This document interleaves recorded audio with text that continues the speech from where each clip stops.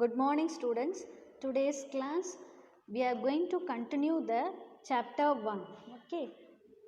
From this we are going to learn the new topic is mobile system organizations. As you all know about that, what is the use of mobile? Yes, mobile it is like a tiny computer. You can handle, you can take your mobile anywhere and you can work in any places. Yes, but it has a less computing power when compared to that bigger version, and it also have it can handle different type of applications such as making phone calls through the radio signals, and we can use camera utilities, and it is also support to display that audio and video graphical content, but it has work little battery based on the power.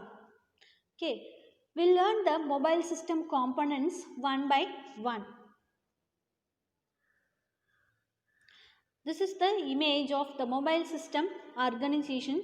You know that we are going to learn how it is work. Okay, the first process is communication processor, application processor unit. This is the mobile processor. This is what? Mobile processor. This is the CPU of the mobile. It is the brain of the mobile. It is the brain of your mobile. Central processing unit. It is the brain of your mobile. It is called as what? Mobile processor. It has two unit. Communication processor, application processing unit. We can through the mobile processor we can make calculations, it can play audios and videos, and we can store the informations, we can send the data through one devices to another devices. So this is the mobile processor is the brain of your smartphone. The next component is display subsystem. The next one is camera unit. The next storage devices. The next one is memory. The next audio and subsystem. The next power management and radio signal management. You will learn the first component is mobile processor. Mobile processor, it is a brain of the smartphone, and it has a two processor type. It has a two processor types. The first processing unit is communication processing unit. The name itself you know that the communications. Yes, it helps it, and it is also responsible for making and receiving phone calls on a mobile handset. The first processor, communication processor. The next one is application processing unit. So communication processing unit, it is responsible for making receiving phone calls on a mobile handset, and it is also, it has a digital signal processor. It has a digital signal processor, that is RF transceiver and audio subsystem. Audio subsystem, it helps work with the RF transceiver and audio system. It has a digital signal processor. Communication processor has a digital signal processor. It helps to work with RF transceiver and audio subsystem. This communication processor, it is a mobile system of IO unit. IO unit means input output unit. What is the use of our communication processor? Yet it is responsible for making and receiving phone calls on a mobile handset. It has a digital signal processor, that is RF transceiver and audio subsystem. Okay, the next one is it has an radio signal management. It has a radio signal management. It is responsible for connecting the SIM card to your mobile, SIM card to the base stations through the radio signals. Okay, radio signal management, that is a unit. It is responsible for connecting the SIM. It is responsible for connecting the SIM to the base station, of your network through the radio signal. Can you understand? In your mobile you are having the SIM card. Yes, when you are inserting the SIM card, you have to insert that validate the SIM card in the network also. Yes, so the radio signal management, it will connect the SIM card to the base stations through the radio signal.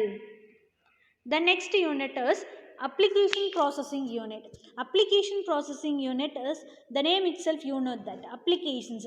It is also responsible for governing and controlling all the operations, all type of operations taking place on mobile system by running mobile system applications. In your mobile you have different type of applications. Each application you will do some work. Yes, so what are the work you are doing in the applications, it will controlled by application processing unit. So what are the work you are taking in that applications, it is controlled by application processing unit. Okay, did you understand this? So CPU does a what? Central processing unit. It is the brain of your smartphone. It has two units: communication processor, application processing unit. Communication processor, you know that it is responsible for making and receiving phone calls through the mobile set, and it is also have a digital signal processor to connect the RF. It will digital signal processor, it helps to work with RF transceiver and audio subsystem, and has a radio signal management unit. The radio signal management unit, it helps to work with the SIM to connect to the base station through the radio signal. The next one is application unit. Application unit, it is responsible for controlling all the types of operations taking place on your mobile apps. The next unit is display subsystem. The next unit is what? Display subsystem.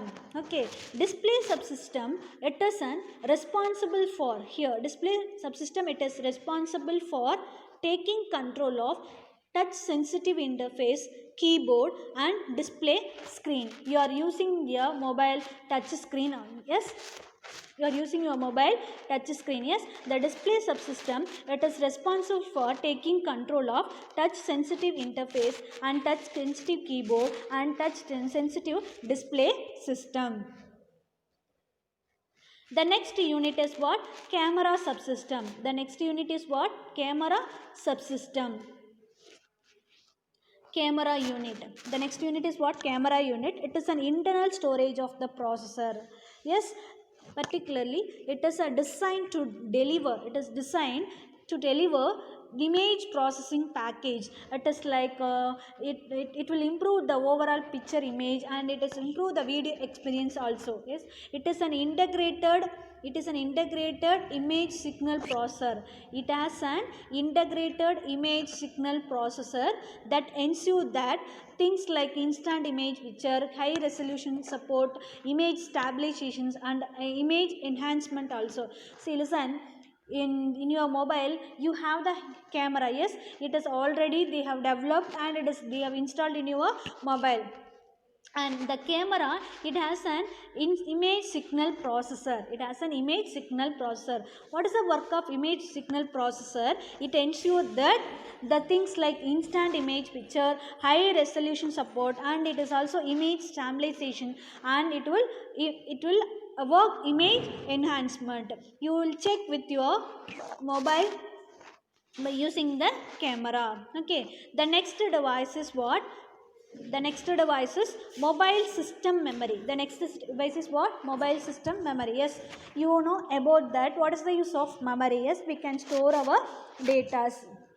Memory, it has two types of memory: RAM memory and ROM. RAM, it is an random access memory. It is an volatile memory. That means it is a temporary memory. You can store the data, but when your mobile is switched off, that means you can retain the data again. The content will be erased. ROM memory, it is a read-only memory. It is a part of your mobile system. It is a part of your mobile system, and it is an internal storage. We cannot, the user cannot access the ROM memory to write on it. That is called as what? Read-only memory. It is basically flash memory or technically EEPROM. That means electrically erasable and programmable read-only memory. You know that the first we have learned the memory and types. Yes, ROM, it is an basically flash memory or EEPROM, that is electrically erasable programmable read-only memory. It is a part of your mobile system internal storage. Okay, ROM memory, it is a part of your mobile system internal storage. All your mobile apps are stored in that internal memory. The user cannot delete the apps. That's why the user cannot delete the apps. We cannot get full internal memory. Do you know that the memory, it will display the full memory for storing the data?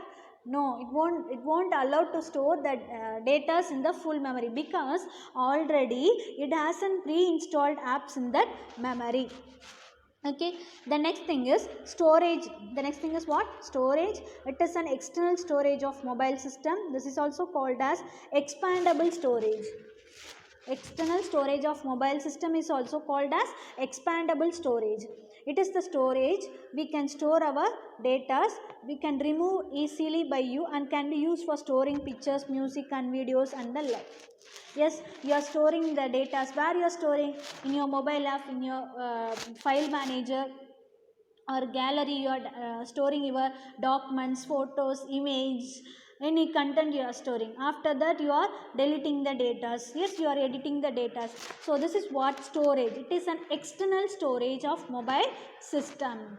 Okay, it comes in the form of SD card, that means SIM cards, or micro SD cards. Micro SD cards. Memory card, it is the storage we can be removed. Yes, you are inserting memory card to your mobile, no? Yes, from that you can store the data, you can delete the data. This is what external storage, and it is also called as what? Expandable storage. Okay, the next thing is what? Power management. The next thing is what? Power management subsystem, that is battery. That it is responsible for providing power to the mobile system, and mobile system it will work on limited power provided through the battery unit. It has a battery management that works with battery charger and battery unit. As power management system, it has a battery management. It works with battery charger and battery unit. How you can charge your mobiles? Using the battery charger or battery unit.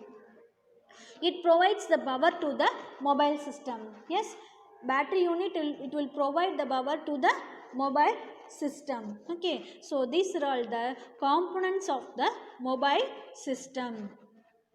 Okay, so what is the use of mobile? We can take our mobile anywhere, any places you can do your work. Yes, so how it will work? The CPU, like a computer, mobile system also has a smartphone, also has a mobile processor, that is a brain of your smartphone. Communication processor, the first there are it has two unit: communication processor, application processing unit. Communication processor, it has a digital signal processor. It helps to work with RF transfer and audio subsystem. And the radio signal management unit, it helps the SIM to connect to the base stations through the radio signals.